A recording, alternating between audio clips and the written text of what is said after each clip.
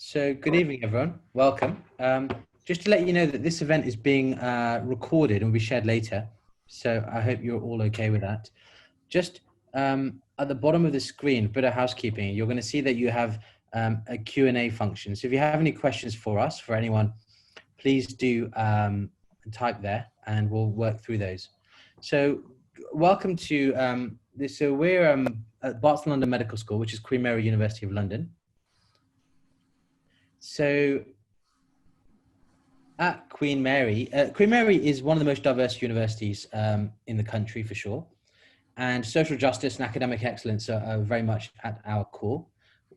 It also is diversity of people, but diversity of thought in everything that we do.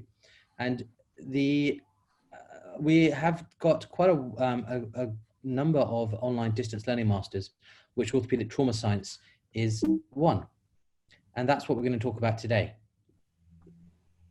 So welcome everyone. So this is the Masters in Orthopedic Trauma. It started in 2014. So I think this is going to be our sixth intake. It's managed by Pete Bates and myself, and we have an awesome team that help us. So that young looking chap top left is me, not taken that long ago, but slightly prior to my lockdown haircut.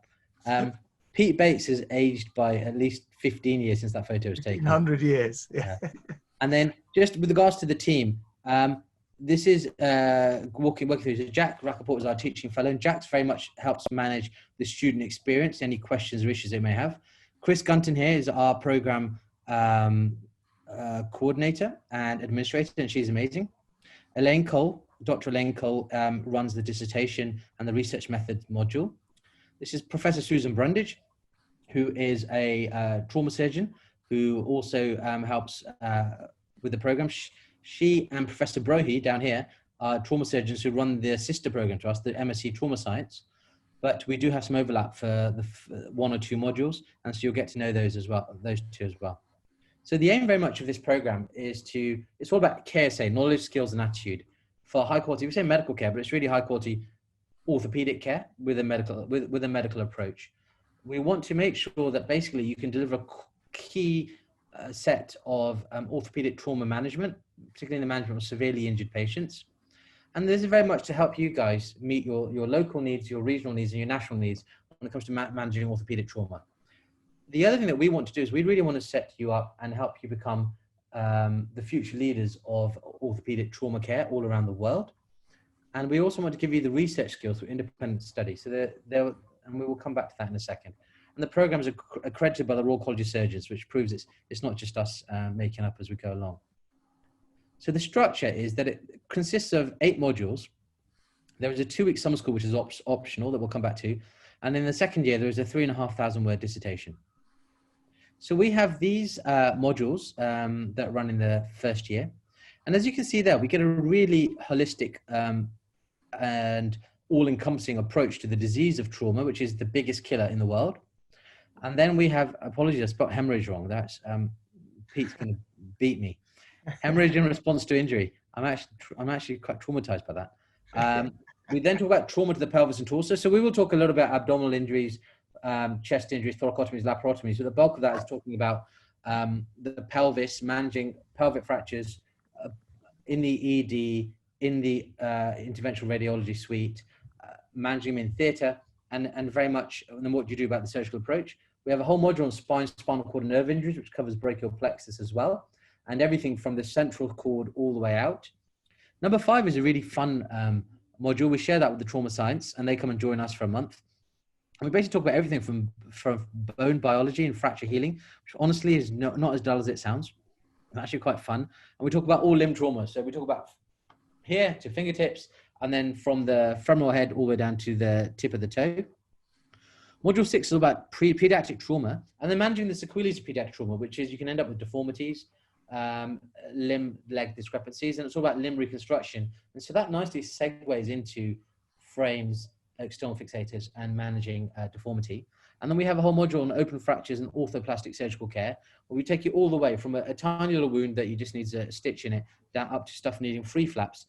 And how do we coordinate management with these open fractures? How do we work with our orthoplastics colleagues? What do we need to know? And so that's a really good module. And then we have a module on research methods as well, and, which is module 8, which is at the beginning of the second year. And then we have the dissertation. So with regards to the teaching, we have this interface called QM Plus, and all the lectures and things are delivered through here. You can see here there's course announcements, list about tutorials and various bits and bobs. And then if you would click on one of these and go in, this is the introduction to the module on trauma to the pelvis and torso. And you see that we have all the learning outcomes there. And it really, I'm pretty confident at the end of this, you will know as much or more than any orthopedic registrar out there when it comes to managing this trauma. And you can see this one here actually is a 2-hour, 50-minute MCQ quiz. And so we have different ways of assessment. We have videos. That's a slightly unfortunate picture of Pete. I meant to change that. Sorry. And that is, but you know, you click the video, and the beauty of this is it's time and location dependent. Doesn't matter where you are in the world, when you are in the world, you click and you can watch the lectures at any point. And they're really high quality content. So this is talking about clotting and the management of trauma acutely. And then we do these weekly tutorials where you get to interact with us, and it is very much us asking questions, us going through clinical cases, and it is where we really get to know you guys, and we really have a good back and forth, and they're really good fun. We can be ourselves a little bit more in these, and we can be slightly less reserved. And then summer school is probably the highlight of the year for me. In summer school, we have a whole bunch of activities you can see. This is literally, I think, 2 and a bit days of 2 weeks of summer school. And we have everything from interactive sawbones workshops. We have a 2-day cadaveric workshop at the Smith and Nephew lab, which is really state of the art. You get to do stuff that the consultants get to operate with. You get to see all the equipment. You get x-ray there. You have support. You have 1 to 2 faculty on each table. There's only 2 of you on each table, 1 faculty member. And the facilities are amazing. And even better, the lunch is top class. And then we have some whole bunch of introductory stuff here. This is us in our simulated operating theatre. This is us doing a debrief there. This was really good fun. This is Pete talking about fasciotomies and all the lines and where you go and why. And then we have lots of lectures. We get great international faculty from summer school. We have people from Stanford, from AO, from the WHO.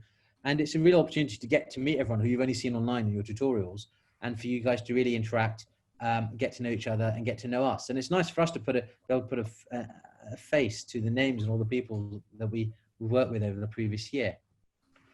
I'm almost done. With regards to the assessments, there's a combination of written assignments. There's a presentation module where you do a presentation to us, a PowerPoint, and we judge that. And there is online MCQs. So the way the MSc is marked is 2/3 are the modules that we discussed, and 1/3 is the dissertation. And we've decided to settle on a 3,500 word dissertation. And the reason for that is that it used to be a 10,000 word dissertation, and people struggle to really condense that down and get it to a level where you could then publish that in a journal. So 3,500 words is about a sweet spot where we find it's quite easy for people to convert that to publication. And with the publication comes presentations and all sorts of riches and joys. So that's us. Does anyone have any questions with regards to anything I've mentioned so far? What will happen is we're also going to have one of our alumni, Vish Shetty, is going to talk in a second. But if anyone has any questions, you've got the Q&A box down there. Please feel free. I'm feeling slightly lonely. No one said anything. Even a hello. Just let me know that you're there. Hi, Cash. Yeah, not you. Anyone else? But if you guys have any questions about the program, any of the modules. So listen, any questions come up, please do ask. We're very much, the whole program aim is for it to be interactive and for us to have a back and forth. And that's how much we run the program. So I'm now going to introduce my Vish Shetty, I'm not quite sure what I was about to say, my colleague, Vish Shetty. So Vish did the Masters with us a few years ago, and he's probably 2-3 years removed from it now. So Vish is going to talk to his experience. I promise you I've not paid him and I've not threatened him. He's here of his own accord, and he's going to talk to us and tell us what he found of the program, what it's like working alongside studying. So Vish, over to you.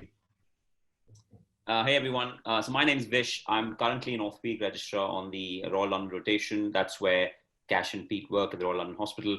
A little background, so I grew up in India, in Bombay. I did my medical school there, and then I came to the UK and I got onto the rotation. And I think this master's is a very key part of that journey. And So the things that I want to talk to you about, which I think will help convince you to join this, you get an insane amount of knowledge in the 2 years that you're with us. The knowledge is something that I still look back to from time to time. I still couldn't process all of it in the 2 years, and it'll keep coming in handy as you go up through your career. And I think the key difference between this master's and other masters is that this is taught to you by the experts in the field, sometimes the very people who develop these principles. And also most of them, or almost all of them, are practicing clinicians. So when you ask them questions, they can give you real world answers as opposed to something you find in a textbook or conference. They give you real answers to real problems that you might face. The other thing is the research skills that you get, as Kash has already mentioned.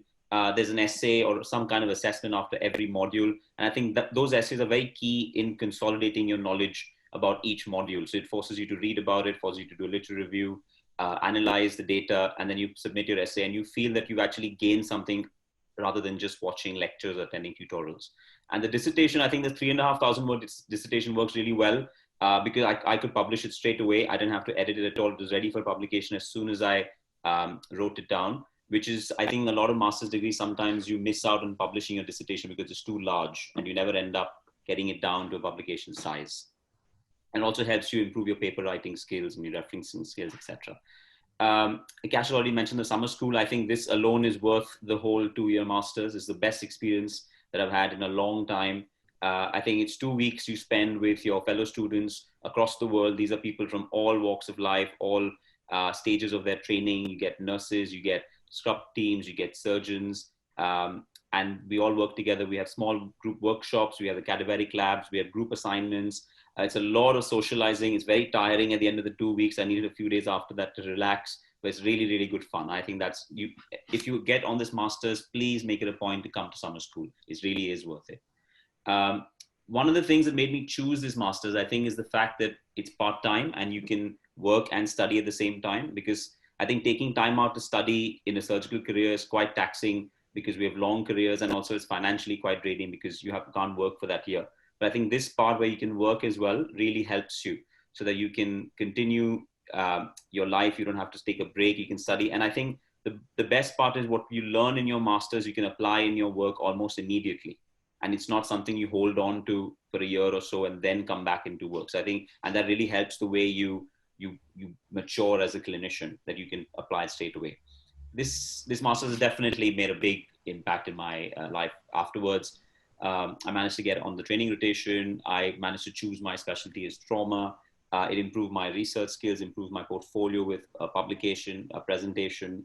So all of that really helps add on to your overall career. And I think the last thing is, as you've already guessed, listening to Kash and Pete talk, I think they've really made sure that the whole master's is a fun experience. They managed to make it educative and entertaining, which is quite a hard thing to do in higher education. And the entire faculty follows the same thing. They make everything interesting. They keep it fun because it's a long time. 2 years is a long time, but it goes very quickly. The tutorials, the lectures are all they keep it fresh. They keep it up to date. They keep it fun. And I think you'll miss it once you finish. You will miss it. You miss the whole experience. But yeah, you've got my vote. Definitely do it. Vish, you've made it on my. You brought a tear to my eye. That was lovely to hear. Thanks, man. I didn't know any of that, so it's good to hear. I couldn't script it better, and I did not script it before anyone.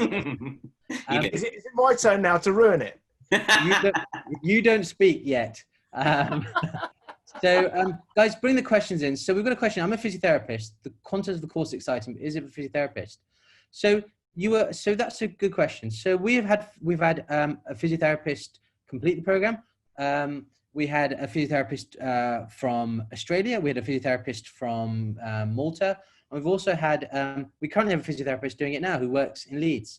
So absolutely there's open to physiotherapists. I fully understand that it has a surgical bent to it, but it is open to surgeons in training. It is open to physiotherapists.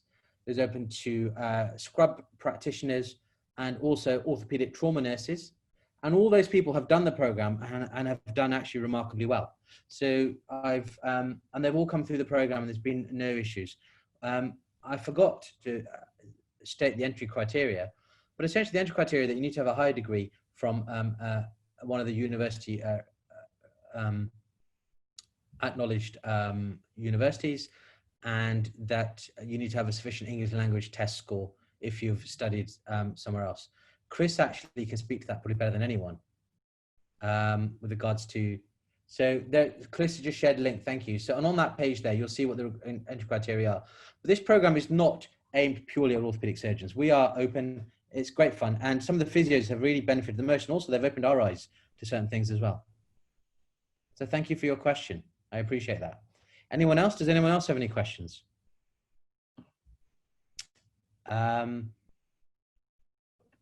If you please ask now. If Vish is about to go, so if you have any questions, here we go. I'm loving this. I'm loving this. What format does this session usually take? So that's interesting. We had ironically, I couldn't be any more primed. We had our second year introduction dissertation webinar yesterday. It classically, so the way it works is in the research methods module for 4 weeks, we talk about all the different types of studies, from randomized controlled trials, systematic reviews, meta-analyses, literature reviews, narrative reviews. And the fact is that the vast majority of people choose to do a systematic review because of the time that you have. You have a year to do it. So some people will start early or will have access to a database and will decide to do a retrospective review. There isn't realistically time for you to do that and work and do the masters and do a randomized controlled trial. Some people have tried it, but the systematic review is the most common, I'd say, for probably 3/4 of people. And systematic reviews, the other beauty of the systematic review is that actually it makes it your, it's the highest level of evidence. And so you've got a really high chance of getting a podium presentation. So that's great. I'd vouch for that. Yeah, systematic review, I got it published, got it presented. That's the... Great. See, there we go. Proof in the pudding. Vish, why don't you answer this one? Why? Firstly, a fan of the podcast. Awesome. Thank you. It got better since Bates stopped doing it, didn't it?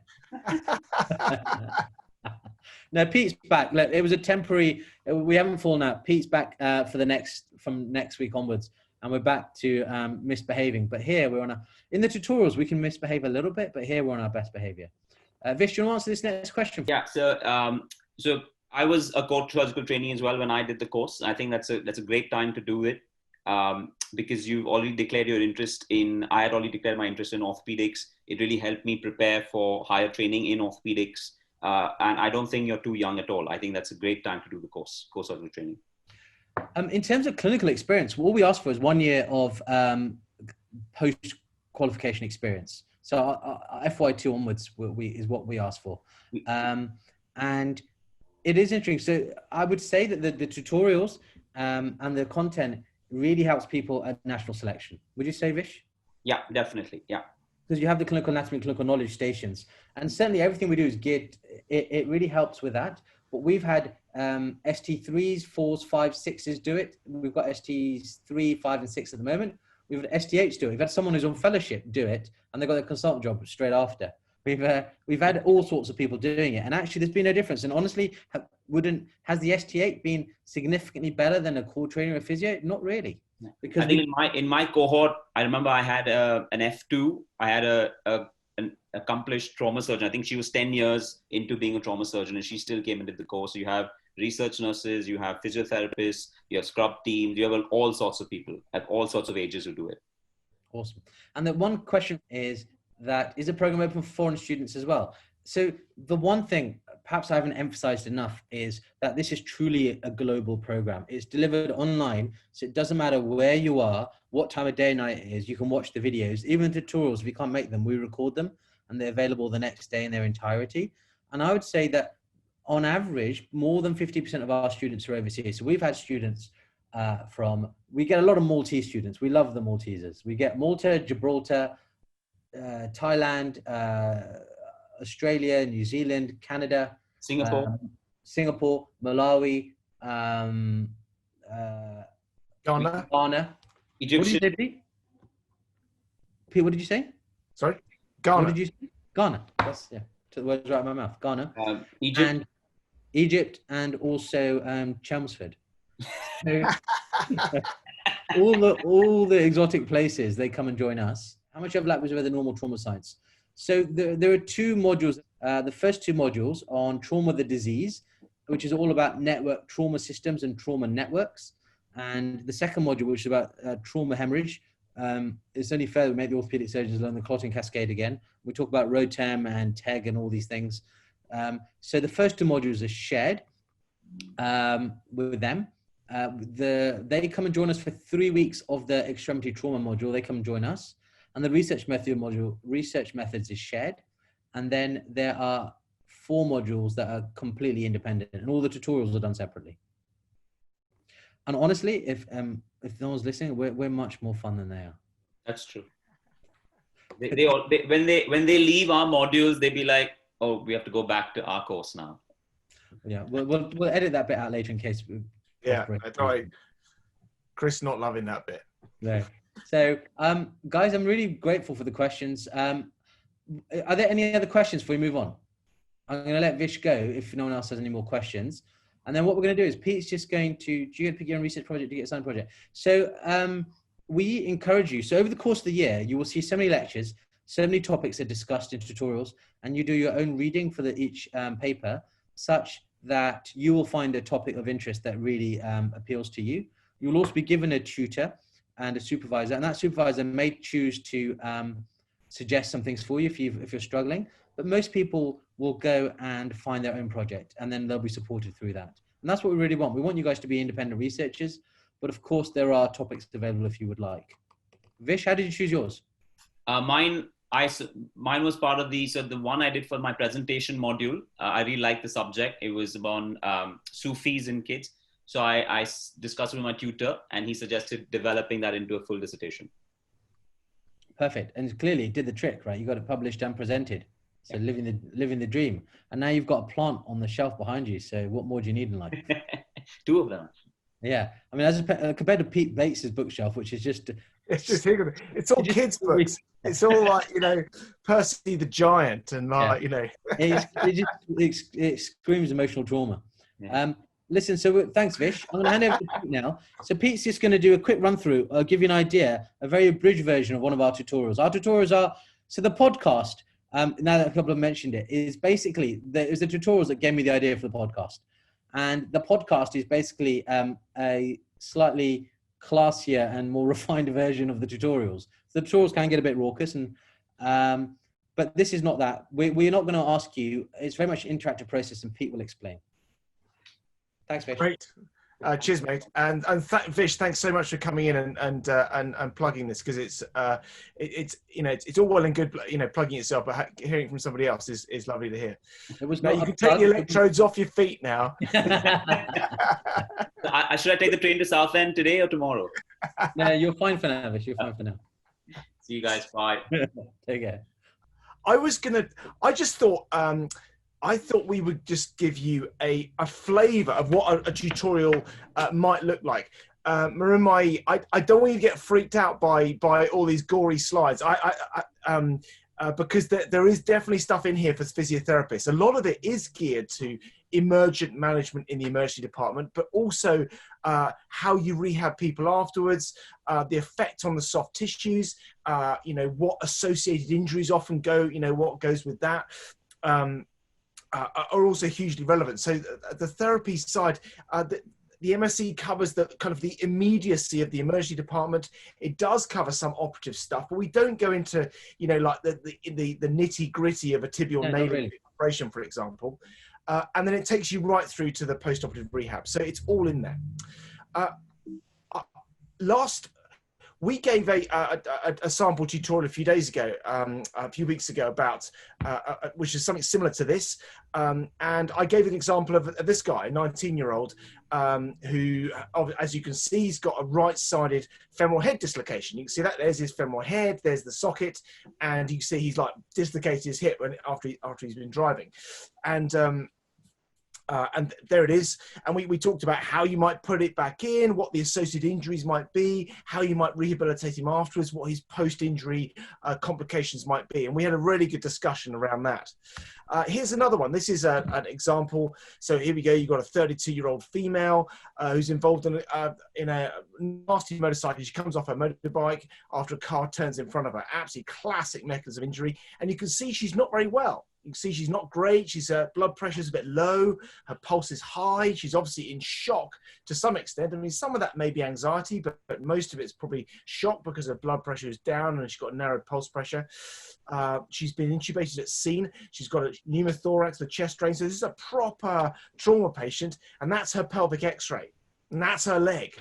So, you know, you as the orthopedic, as one of the orthopedists treating this patient, are going to be managing certain aspects of patients just like this. And of course, what's that pelvis? What's going on there? And I look at that. I look at the open symphysis at the front, and I think, that looks like like an open book type pelvic fracture with the sacroiliac joint back here. Obviously open, and the symphysis wide open here, and this looks like an open tibial fracture at the front as well. And you know, if we were doing this as a proper tutorial, we'd be like discussing, so what should we be doing for that pelvic fracture? What's the priority here? We'd be talking about binders, pelvic binders. How does a binder work? What does a binder even do? Where do you put a binder? What's the perfect sweet spot for putting on a binder? And we'd be talking about, what do we do about the shock? How do we manage that shock? And that's a really big deal, particularly for this MSc. And it's where we link up with the trauma guys, and we go through, you know, what a massive transfusion protocol it looks like, red cells, FFP, platelets, cryo, what the individual elements of those are. Tranexamic. What is tranexamic? What does tranexamic acid even do? What is a massive transfusion protocol? The role of warming, giving IV antibiotics. You know, in orthopedics, we often say, you know, ABC. ABC is like, you know, like how you resuscitate airway, breathing, circulation. But in orthopedics, A doesn't stand for airway, it stands for antibiotics. That's one of the jokes I sometimes make. I don't think anyone ever laughs at these days. There's monitoring and all the rest of it. So we discuss the kind of immediate ED concerns here. What's going on? What are our priorities? And then we move down the bus a little bit. Okay, so that's the pelvis taken care of. What about that leg? What are we going to do with the leg? What are we going to do if they're still hemodynamically unstable? Should we go to angio? Should we to embolize them, or do we go to theatre for pelvic packing? How do we fix a pelvis? How on earth what do you do with that? Do you nuts, screws, plates, X-fix, binders? How do you fix that pelvis? And what are we, as I say, what are we going to do with that leg? What are the, you know, how quickly do you have to go to theatre? Do we go right now? Do we go in half an hour's time? All that kind of immediate decision making we go through. And of course, I was just going to talk briefly about open tibia fractures. Here's a guy who's obviously fallen, you know, like, had some kind of trauma, and this is an X-ray taken in a field, isn't it? Like by the edge of the road, you can see the bone still sticking out of his leg. But the thing is, and what you can see from that injury, that picture, is there's a hole in his jeans right there as well. So when the actual impact happened, when the bus hit him, or when he came off a motorbike, or when the moment of injury happened, the bone came out of his leg, went through his jeans, went into the ground, and then popped straight back out again. And then when the pre-hospital guys attend, they're going to pull his leg straight, aren't they? Going to pull the leg straight, and actually that horrible looking thing there turns into something that looks a bit like this. It's actually not the same patient, but you can see what I mean. Once the bone tucks inside, it actually looks rather banal injury. You got a little cut on your leg, so what? But actually, in the moment of injury, that tibia was right outside the patient, and actually it's got little bits of dirt on it. And sometimes you find little bits of gravel and, you know, nail clippings and, you know, old bottle tops and stuff can end up inside the wound. I assure you that not all we don't spend the whole time looking at gory pictures. I promise you, this is probably most of the gory pictures for the year. We talk about what goes on in theatre and how you deal with that. We talk about what compartment syndrome is, and if it was complicated by that, how you would deal with that, and what the anatomy of the leg is. When I say the anatomy of the leg, I mean not just where the muscles and the veins are, but where the blood supply comes from. So in an open tibial fracture, where the blood supply comes from, what are the vulnerable areas, what are the areas that are safe to make incisions in, and of course, which muscles are affected by which nerves. So when you have an injury like that, what your priorities are, because you might want to, from the orthopedic side, you might want to fix it with a plate, and if you did that, then if you were to fix that with a metal plate and screws, how are you going to close the skin up afterwards? And sometimes you need a plastic surgeon to come along and find that artery. You see the little artery, they've tagged the little artery right there, and they can borrow muscle from the thigh and put it down on that area to cover up your plates. Similar sort of thing. When you get the flaps, sorry, I was going to say there's all the issues then about dangling, about weight bearing, about rehabilitating flaps. You know, that's something that we cover in absolutely the last module. Yeah, and here's another example: big wound, and you can see the donor site of this guy. Look at the massive donor site. That's where the flap came from, and now this is where it's ended up on his other leg. So this is up on this thigh, and it's covering his other leg right here with a bit of split skin graft there. And you can see, to begin with, his massive free flap looks like a huge, like almost like a meat pie, doesn't it? Hanging off his leg. But as time goes on, and once the definitive fixation goes on, you see they shrink down and down and down. And actually, these free flaps, they start off huge, but they end up melting away as they sort of like consolidate over time. What's interesting actually is, in a situation like this, I've seen a lot of these people like years down the line. Often a lot of their morbidity, a lot of their disability down the line actually comes from their donor site rather than from the actual injury itself. Not always the case, but sometimes. It's just interesting where people's symptoms sometimes come from. So, and at the end of every tutorial, we have a little summary. We decide what we've learned, and we go through all the bits and bobs that we've talked about, whether it's in the resuscitation element or the open fracture element. And certainly in open fractures, one of the big messages nowadays is this thing called orthoplastics. Orthopedic surgeons and plastic surgeons working like together for the surgical element of things in order to achieve not just surgical fixation, but fixation with soft tissue cover as well. Because the soft tissues, and by that I mean the muscles, the ligaments, and the skin, are absolutely critically important to the outcome of all orthopedic operations, whether it's trauma or elective. And of course, where it goes from there, how long these things take. We learn about like bone healing, how these things heal afterwards, and how the muscles repair, and when you have a nerve injury, how that recovers, etc., etc. So that's really just my bit to give you a flavour of what a tutorial might feel like, and we dig deep into the evidence around all these things to work out, you know, what excellent practice looks like nowadays. What is state of the art? Cash. And the thing I would say, thanks, Pete, is that the tutorials are very much interactive. So that would not be a monologue. In that time, Pete would have asked 200 questions, and it would be very much, what do you think of this? What's the next step? What are your plans? What are your thoughts? What are your fears? What do you worry about here? And it is very much a two-way thing. And in that way, you guys get to know us and interact with us on a regular basis. And it's a really fun thing, actually. And, you know, and it helps solidify the learning. And so that's kind of gives you an idea where we are. Have you got another slide, Pete, or is that the end for you?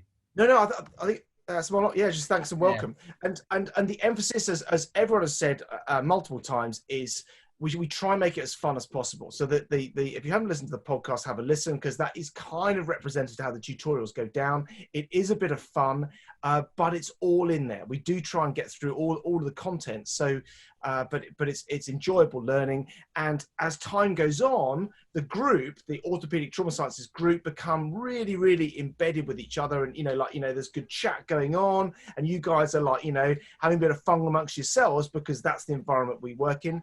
And so when summer school comes round, you meet all these people you've been hanging out with online all this time. And it's a wonderful, it's a wonderful coming together and meeting people for the first time who you've up until then just been chatting online. But it's really cool. People are always surprised that to meet Pete. I mean, I kind of stand next to him and everyone ignores me and goes up to him like he's George Clooney or something. I'm like, what am I? Not true. I'm right here. And if you see that slide there, just to, this course is tailored to meet the needs of international graduates from all health science backgrounds, and it includes surgeons, anaesthetists. We've not had anaesthetists yet, to be fair. Nurses, operating department staff, allied health professionals, which are physiotherapists, and nurse specialists in trauma, and those with a special interest in orthopedic trauma education and training. So that is us in a nutshell. I'm in that building right now as we speak, that building you can see there. And so, any questions for us before we wrap that up? Do you guys know how, if you're interested in applying, you can also Google Orthopedic Trauma Science MSc and find us. If you go to Twitter, we're on @OrthoMasters, and the link is all there. And if you go to orthohub.xyz, there are links to signing on for the MSc there as well, if you're interested. The one thing I would say is that the applications close on the 31st of August. So we've got 11 days to get your application in via that link. So I really hope to get to meet you all. It'd be great to get to know you guys. Are there any questions or before we close up? Speak now or forever hold your peace. Don't be shy. No one else. It's a safe place. Pete, do you have any questions? Always. My life's yeah, I'm always confused by something, but I'm going to hold off for now. Awesome. Listen, we'll sign off there then. Thanks very much, guys. All the best. And hopefully we will see you in a couple of weeks. But do take another link at OrthoMasters on Twitter and orthohub.xyz. Thank you. Cheers.